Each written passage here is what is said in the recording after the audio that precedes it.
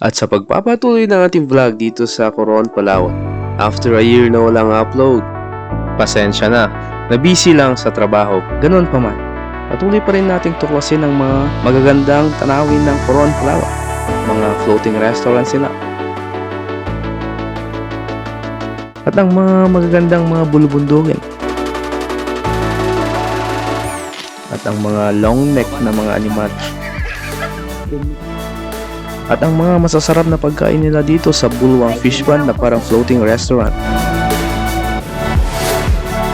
At syempre, may off-road gaming din tayo dito.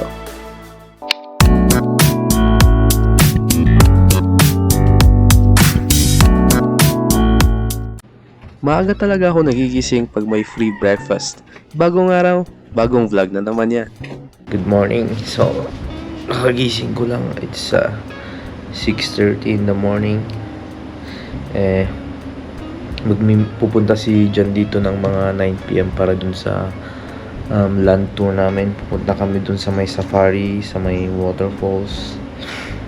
Ngayon medyo maaga pa, 6:20.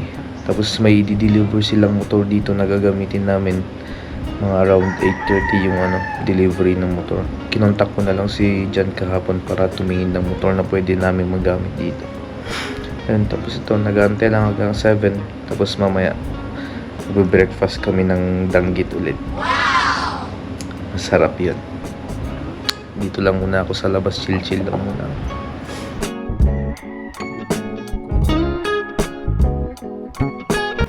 Good morning, ate. Yung kitchen nila. Timta muna tayo. Ha? Sige, okay lang. Okay lang doon. Doon sa gilid. Yeah. Timta muna tayo ng kape. Ayun, danggit. Thank you, te. Ano naman? Ayun. Ayun, sarap. Yung masarap na suka nila. Ayan.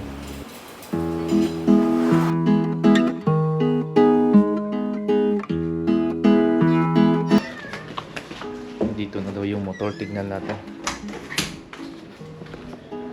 Oh, yun po. Hello po, te. May sasign ako. Ito yung NMAX. That's nice. Magkano po ang inano ni John dito? Ang one day po kasi niya 1,000 po. Ilang oras yun? Nung bukas na po ng gantong oras din. Bukas ng ganito. Ngayon, kausapin ko lang si John, yung tour guide namin, kung anong plano namin bukas. Pero I'm pretty sure na baka kailangan ulit namin to. Contact ko kaya as soon as possible. Apo, para hindi na rin po namin kunin. Oo, para Dito na hindi lang naka-stay. Oh, sure. Sige. Apo. Thank you. Thank you po. Itawag niyo lang po. Thank you po. Alam niyo na po yan, sir? Keyless? Okay. Saan ilalagay ito? Wala pa kayo pipindutin dyan, sir. Naka-safe lang po sa dito lang sa kanila. Isang tulak, tapos pihit, pagbukas ng upuan, tapos ng gas. Oh, seat. Akala ko start yun. Paano yung start? Dito lang na. Apo, dito Okay. Po. Tapos pangalawang pihit po, yun po yung start. Yung gas Ayun niya na, po, okay, Apo, I see. yan 4 bar yung gas po niya. Okay. Tapos tanggalin niyo So lang pag po off yung lang, start. Pihit lang po, 2 beses. ganun. Apo. Ganun lang. Basta to, nakabulsa lang. Apo. Okay. Ayos ah. Thank you. Okay to kasi may siya, cellphone holder siya. Yan na. NMAX. Yung ng gas.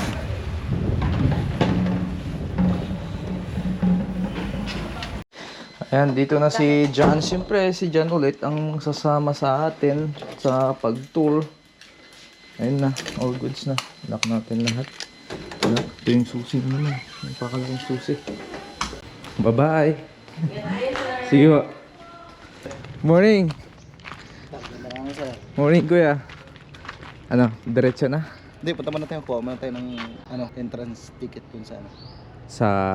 dito sa may sa may Coliseum. Okay, sige. Sundan natin si Kuya John.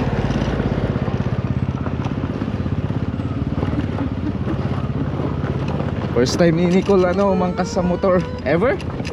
Really? First time mo talaga? Huwag kang mag-alala. Ba't ka itong nagmamaneho? Ganda pala magmotor dito. Ayan, oh. Kita nyo yan, oh. dito muna kami, traveling tours, kukuha ng ticket. After ilang taon, ngayon ulit ako nagmotor. After more than 4 years. Noon lagi kaming nagra-ride. Punta kami Zambales, punta kami Ilocos. May ticket. Saan tayo kuya? Diretso na? Okay, thank you. Sige, sige. Full tank naman daw. Pero kung magpagas ka, sundan ka namin. Apple tank na yan? Oo. Sige, sabi. Yun ang sabi niya. Parang full yata. Tinol niya? Oo. Hindi ko Libre alam. gasolina? Ha? Nilibre niyo yung gasolina niyo? Sige daw po, sige po. Hindi ko alam. Tignan mo nga kuya. Halika. Napaka-swerte niyo, sir. Pag tinol tank niya yan, libre gasolina. Hindi ko lang alam kung full tank ba yun. Ayun yung full. Dito. Putang ina. So pala. Pagas tayo. Akala ko full yung sabi niya kanina. At dito nga sa Palawan ay hindi pala full tank na ibibigay ang motor sa'yo. Ikaw ang magpapagas. Hindi tulad dun sa Baguio na full tank na ibibigay, full tank mo din na ibabalik. Pagas muna tayo. Meron mga pala nakapansin na yung passenger footrest ko ay hindi nakababa. Ay nako, Nicole, hindi nagtatanong. Oo pala. Di ko napansin yun. Yung ano mo. Kabila. Yung pala Hindi mo sinabi sa akin. Thank you kuya. Thank you. Yung yung passenger step ng passenger wala. Saan mo nilagay yung paa mo kanina? Yung dito sa kabila. Wala. Hindi man lang nagtatanong. Paano pag biyahe tayong hindi nakita ni kuya yun? Ayan, biyahe kami ng 80 kilometers gamit tong motor. Enjoy lang muna. Diretso lang daw.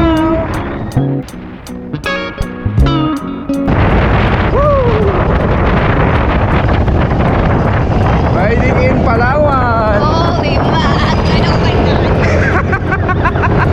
I feel like I'm a job. Woo, I miss this. Na-miss ko to yung mga pagmumotor. And feel it.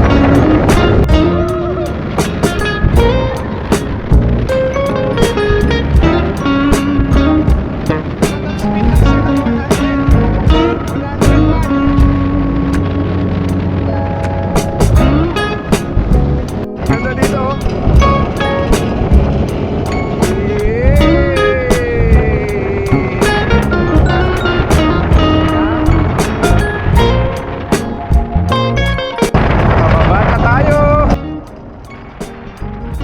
Kakatapos lang namin nag-drone shots. Andun yung mga view ng kita mo yung beach.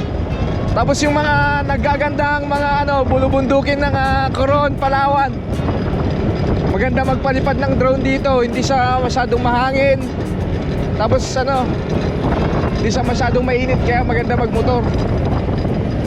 Kurbada na tayo, single hand. Ayan. Medyo malayo-layo pa tayo dun sa pupuntahan natin, kaya mamaya na lang ulit.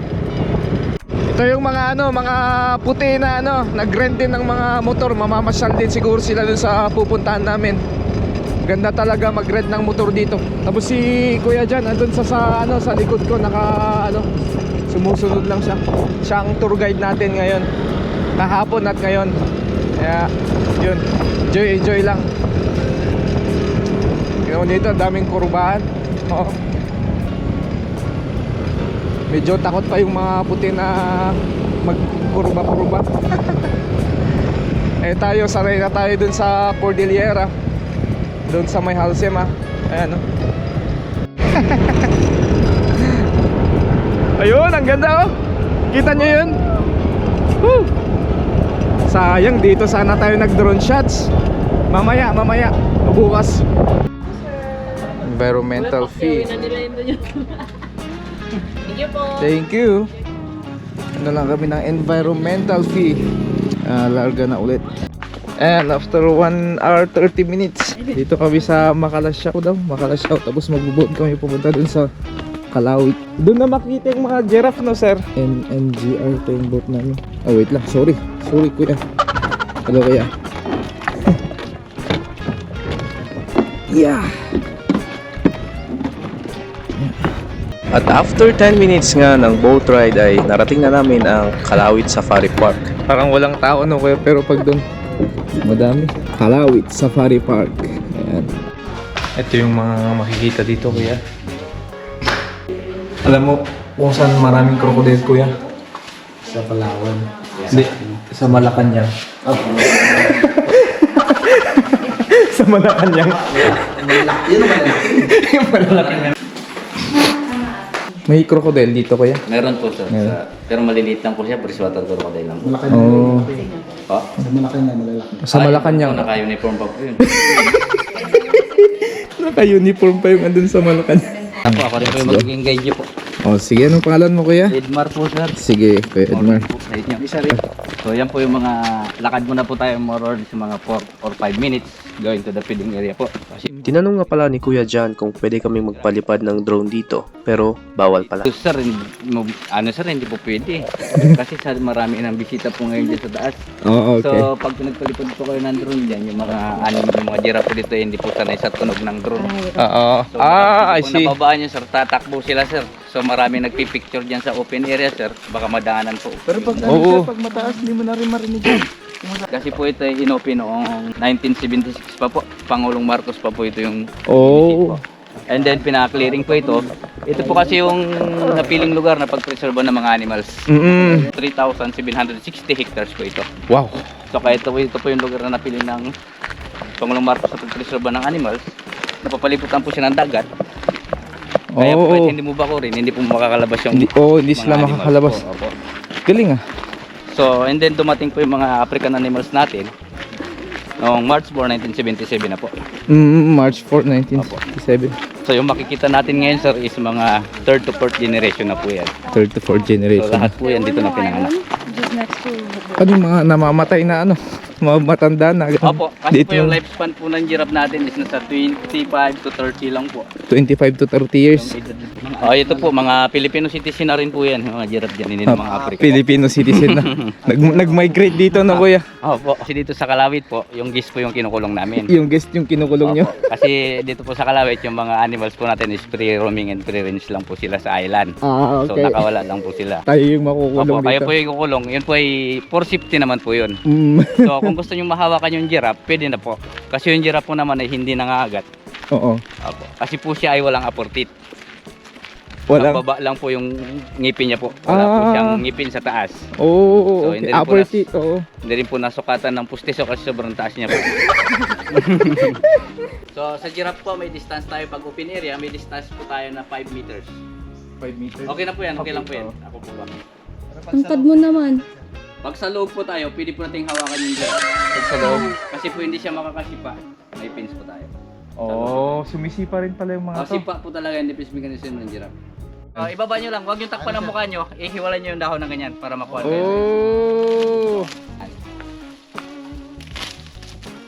Baba lang. Gumis pa yun.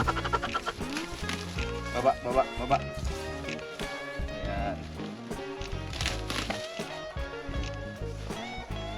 Malaman-laman yung ano yan, chicks niya. Dinakdakan. Ang ginaglakan.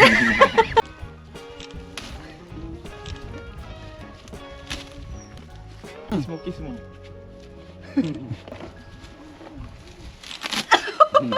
Nakikipaghilaan lang.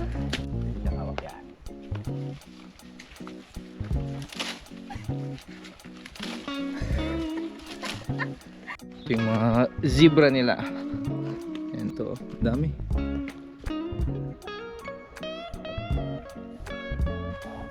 Look.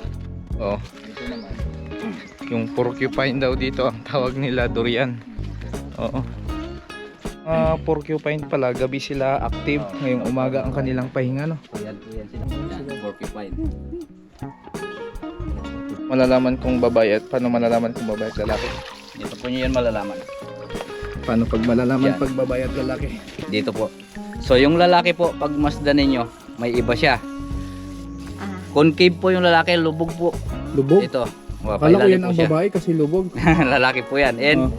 mahaba po yung- yung buntot. Oh. Long tail po siya. Lalaki po yan. So yung babae, pag masdan nyo po, Ayun no, parang kita ko yung ano niya, yung aring-aring niya ba yun? hindi po, buntot yan. Ang buntot. So ito flat lang po yung babae, Ah. maikli po yung buntot. Okay. Mas mahaba po yung buntot ng lalaki. Mahaba yung buntot. Kasi po dyan na nakakonek yung 6 organ ng lalaki. So sa buntot niya. Mm-mm. Yung concave po na yan, nakapurpose po yan. O para pagpapatungan niya yung Okay. babae dito, pagpapatungan niya yung babae, may yun ano. Nakadesign yan dito sa ganito ng babae po. Oh. Yung lubog na yan. Yung lubog na yan, oo. Kasi yung lalaki, papasok po, Ganyan. aangat po yan dyan. So hindi na mahulog yung lalaki. And then yung buntot niya, nalay ko connect po dyan. Oh, So pagmasdan po natin, yung mga lalaki, karamihan po yan sila dyan sa tubig. gantay ng babae. Opo, yung babae po, hindi po sa lupa. So once na bumaba po yung babae sa tubig, ibig sabihin po yan, yung babae in heat na po. In-hit na yung babae. Ready to meeting na po siya. Oh. So yung lalaki, mag-aagaw, pagbaba ng isang babae dyan, mag-aagaw na lang po yung Mag-aagawan mga sila. lalaki. Ito daw yung python na binigay ng ng foreigner.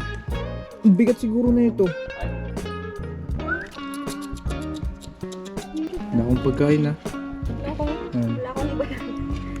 Yan po yung klase ng animals na pagkain nila kape, once na kumain sila po ng kape, and then pag ipupo nila yun ang kinukulikt ang ginagawa pinakamahal na kape. Totoo po yun, pinakamahal na kape. Okay, akala ko lang, parang Joke lang. lang yun na ginawang meme sa sa Facebook.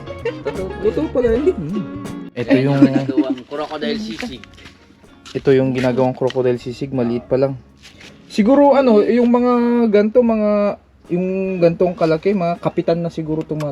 Diba yung mga maliliit, yun yung mga Mga SK chairman, tapos yung mga ganto, yun yung kapitan. Pag mas malaki, Mga SB na sir. mayor. Mga SB. Oh. Ito yung freshwater crocodile. Freshwater Yung alligator, yun yung mas malapad yung nguso. Opo. Alligator sir, malaki yung panga.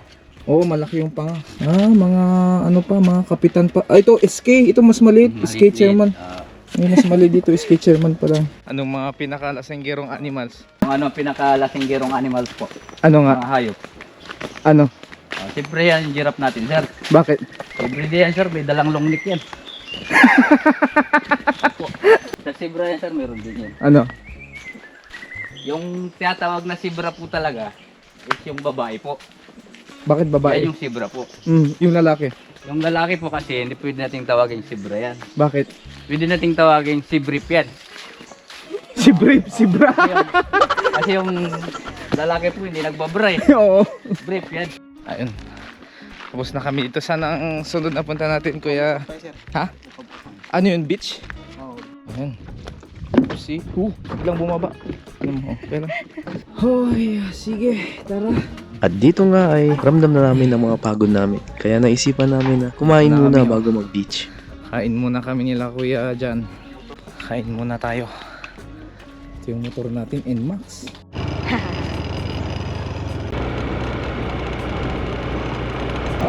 Sarap na hangin.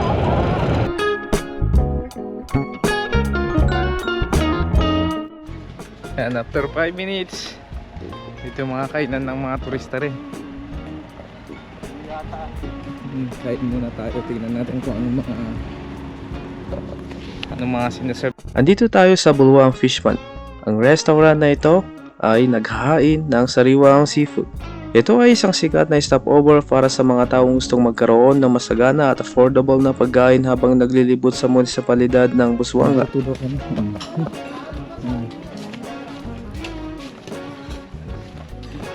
At ano yung tawag dito sa lugar niya? Bulwang Pispan po. Bulwang Pispan pala. Kain muna kami nila, kuya, dyan. Kasi galaw na na. Ganda. Dito lahat ng mga galing sa safari. Ngayong nag-edit pa lang ako tsaka ako nalaman na may crocodile sisig pala sa Palawan. Hindi kasi ako nakapay attention sa sinasabi ni Kuya kanina na crocodile sisig. Kaya naman, babalikan namin ito.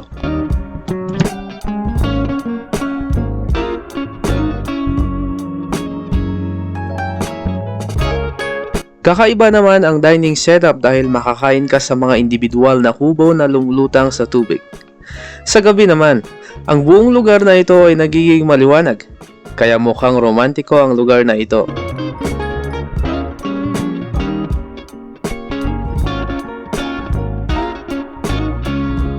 Hindi ko akalain na nasa tabing dagat pala ito hanggang sa pinalipad ko ang drone.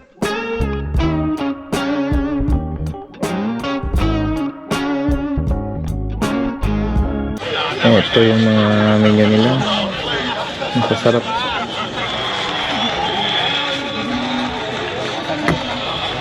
Ito yung pagkain namin. Dalawang limpo.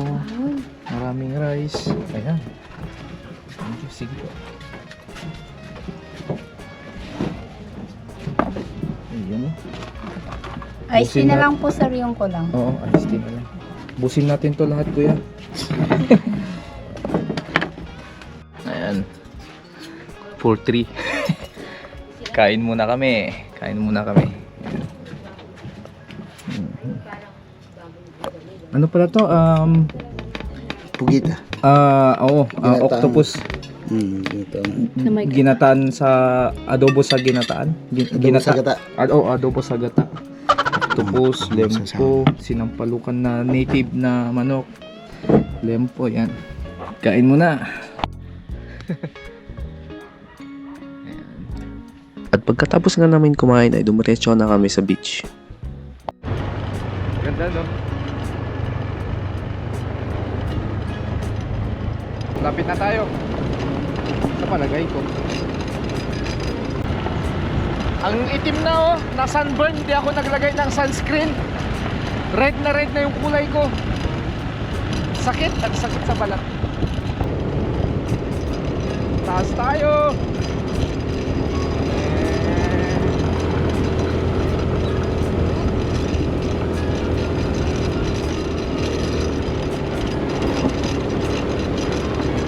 Yung mga puti, ang bagal nila magmaneho. Hindi sila sanay. Ayun, oh. Lapit-lapit na. Dito na tayo sa Ukam-Ukam Beach.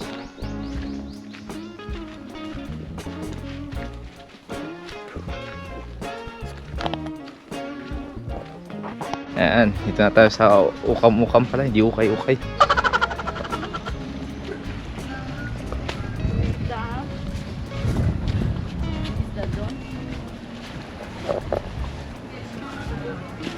Ayan.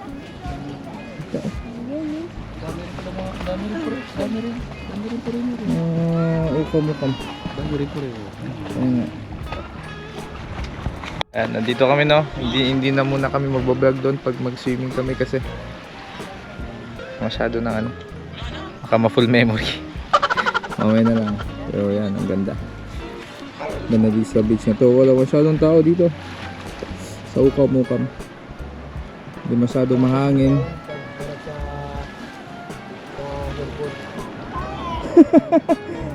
Bugano. Hindi masyadong mahangin ngayon dito sa Ukam-Ukam. Maganda magpalipad ng drone. Ang daming mga coconut trees dito. Coconut trees yan. Tara, swimming muna. Saglit. Mga aso dito. Sanay sila sa mga turista. Sit! Papunta na kami ng pabalik na kami ng ng hotel, transient hotel namin kasi medyo pagod na rin kami, kaya saglit lang kami dun sa Ukaw Beach.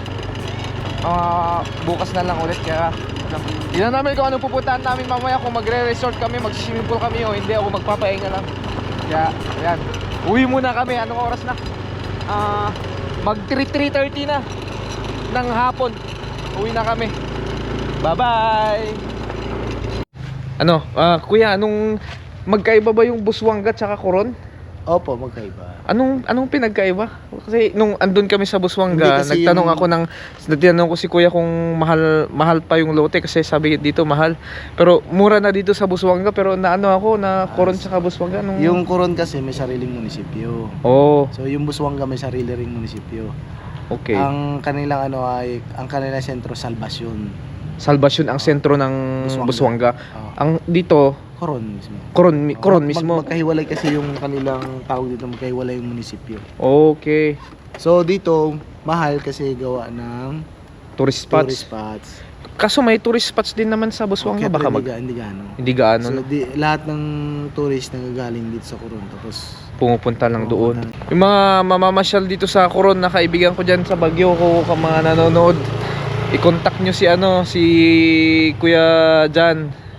Mura lang sa kanya, parang friendly price, walang patong-patong na yung mukhang pera na hindi ko sinasabi dito sa wala pa akong na-experience dito sa Coron, yung mga ibang lugar lang. Contact nyo si Kuya Jan kasi pangalawang araw na namin to na kasama si Kuya Jan. Magtataka na kayo ba't si Kuya Jan lagi kong kinukuha, kasi maayos nga, tsaka napakabait ni Kuya Jan yan. I-contact nyo sa FB niya, ilalagay ko rin naman yung number niya, tsaka yung ng screenshot ng FB niya. Siya ang i-contact nyo pagpunta nyo dito. Mas maganda kaysa kayo ng mga agency. Siyempre may patong-patong na, di ba? Mga agency na sa kanya na lang. Pinakamura nakita ko. Sige Kuya Jan, maraming salamat sa Maraming salamat sa pagsama sa amin kahapon at ngayon. Ayan nga. Contact nyo siya. Napakabait. Daming alam dito sa Coron, Busuanga, lahat. Ayan. Maraming salamat Kuya. Coron base po. Coron base. Contact nyo siya. Thank you. Bye-bye for now. Maraming salamat sa pagsama at paggabay mo sa amin, Kuya John. Masasabi kong hindi ito ang huli nating pagkikita. Dahil alam mo naman, hindi pa namin napapasyalan lahat ng magagandang lugar dyan sa Coron. At ikaw pa din ang sasama sa amin pagbalik namin, syempre. Maraming salamat at mag-iingat ka lagi. See you soon.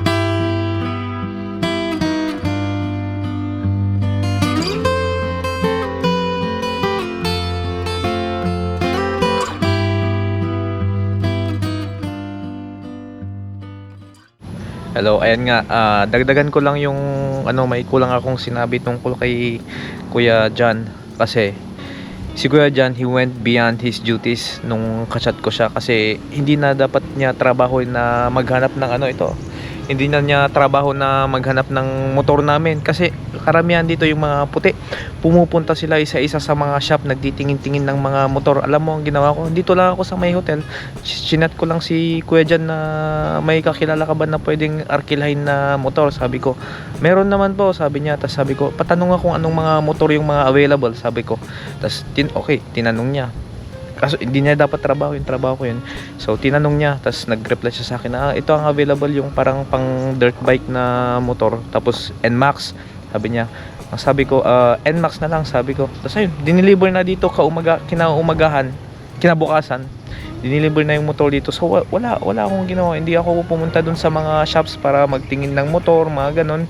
Tapos yun nga, ngayong araw na to, nag-drive kami ng 1.5 hour, pumunta kami dun sa may safari, dun sa may mga giraffe. Hindi na kami pumunta dun sa may falls kasi hindi naman masyado maulan yun, baka konti lang yung tubig doon, pero gusto niya punta kami, kaya sabi ko na wag na lang kung kasi maglalakad pa kami ng more than 10 minutes.